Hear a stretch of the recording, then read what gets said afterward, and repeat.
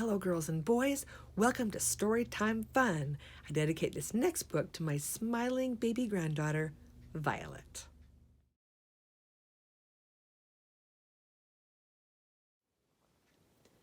Today's story is called Curious George Rides a Bike by H.A. Rey.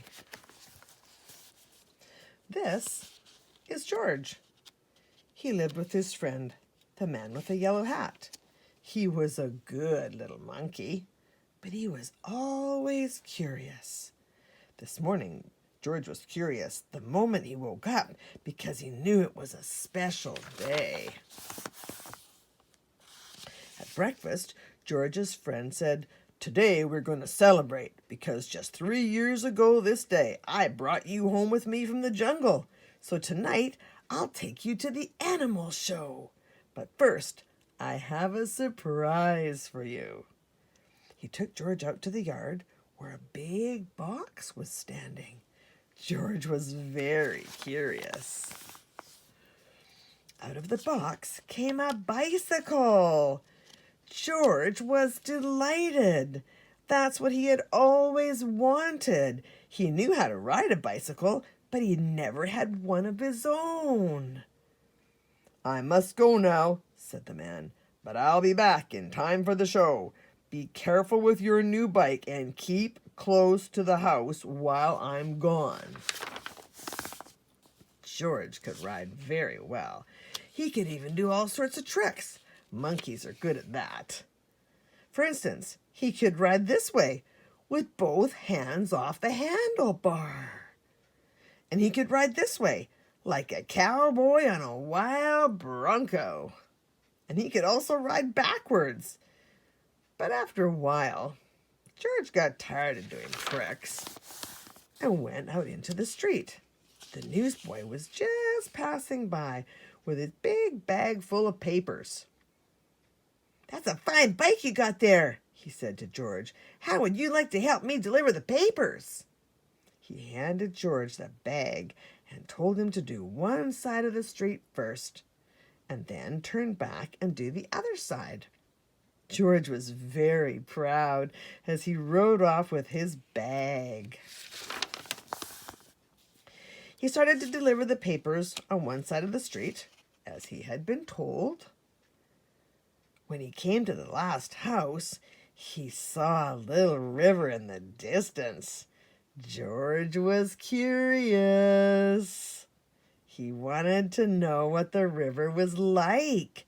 So instead of turning back to deliver the rest of the papers, he just went on. There was a lot to see at the river. A man was fishing from the bridge. A duck family was paddling downstream. And 2 boys were playing with their boats. George would have liked to have stopped and looked at the boats, but he was afraid the boy might find out that he had not delivered all the papers. So he rode on. While riding along, George kept thinking of all the boats all the time. It would be such fun to have a boat, but how could he get one? He thought and he thought, and then he had an idea. He got off the bicycle and took a newspaper out of the bag and began to fold it. First, he folded down the corners like this.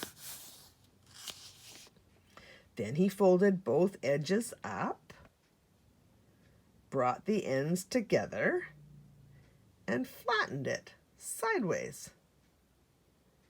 Then he turned one corner up, then the other one. Again brought the ends together and flattened it sidewise. Then gently he pulled the ends open, and there was his boat. Now the moment had come to launch the boat. Would it float? It did! So George decided to make some more boats. Finally, he used up all the papers, and he had made so many boats that he could not count them. A whole fleet. watching his fleet sailing down the river, George felt like an admiral. But watching his fleet, he forgot to watch where he was going. And suddenly there was a terrible jolt. The bicycle had hit a rock, and George flew off the seat head first. Ouch. Luckily, George was not hurt, but the front wheel of the bicycle was all out of shape and the tire was blown out. Oh, dear. George tried to ride the bicycle, but of course it wouldn't go. So he started carrying it, but it soon got too heavy. George did not know what to do. His new bike was spoiled. The newspapers were gone. He wished he had listened to his friend and kept close to the house. Now he just stood there and cried. Suddenly, his face brightened. Why, he had forgotten that he could ride on one wheel.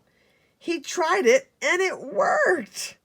He had hardly started out again when he saw something he had never seen before. Rolling toward him came an enormous tractor with huge trailers behind it. Looking out of the trailers were all sorts of animals. To George, it looked like a zoo on wheels. The tractor stopped, and two men jumped out. "Well, well," said one of the men, "a little monkey who can ride a bike bronco fashion. We can use you in our animal show tonight. I am the director of the show, and this is Bob. He can straighten out your wheel and fix that flat in no time, and then we'll take you along to the place where the show is going to be." So the three of them got into the cab and drove off. "Maybe you could play a fanfare while you ride your bike in the show," the director said. "I have a bugle for you right here, and later on you get a coat and cap just like Bob's." On the showgrounds, everybody was busy getting things ready for the show. "I must do some work now," said the director. "Meanwhile, you may have a look around and get acquainted with all the animals. But you must not feed them, especially the ostrich, because he will eat anything and might get very sick afterwards." George was curious. Would the ostrich really eat anything? He wouldn't eat a bugle, or would he? George went a little closer to the cage, and before he knew it, the ostrich had snatched the bugle and tried to swallow it. But a bugle is hard to swallow, even for an ostrich. It got stuck in his throat. Funny sounds came out of the bugle as the ostrich was struggling with it, all blue in the face. George was frightened. Fortunately, the men had heard the noise. They came rushing to the cage and got the bugle out of the ostrich's throat just in time. The director was very angry with George. "We cannot use little monkeys who don't do as they are told," he said.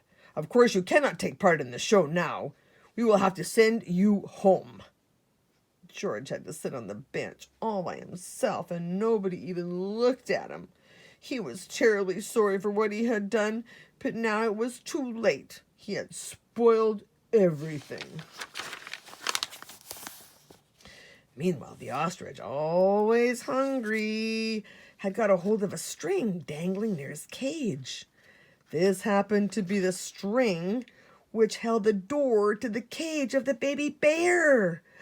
As the ostrich nibbled at it, the door opened and the baby bear got out.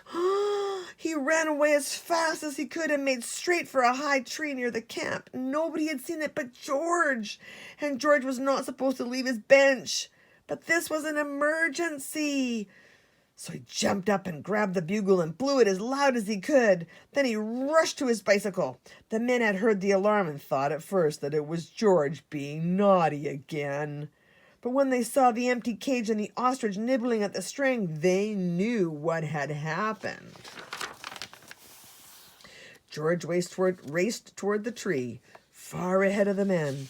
By now the bear had climbed quite high, and this was dangerous because little bears can climb up a tree easily, but coming down is much harder. They may fall and get hurt. The men were worried and they did not know how to get him down safely, but George had his plan. With the bag over his shoulder, he went up the tree as fast as only a monkey can. And when he reached that baby bear, he put him in his bag and carefully let him down so that the men could safely catch him. Everybody cheered when George had come down from the tree. "You are a very brave little monkey," said the director. "You saved the baby bear's life. Now you'll get your coat back, and of course you may ride your bike and play the bugle in the show." Finally, the show was on. The whole town had come to see it, and how surprised they were to discover George on his bike right in the middle of it. The newsboy was there, too, and also the man with the yellow hat, who had been looking for George everywhere and was very happy to have found him at last. The newsboy was glad to have his bag back again, and the people from the other side of the street whose papers George had made into boats were not angry with him any more.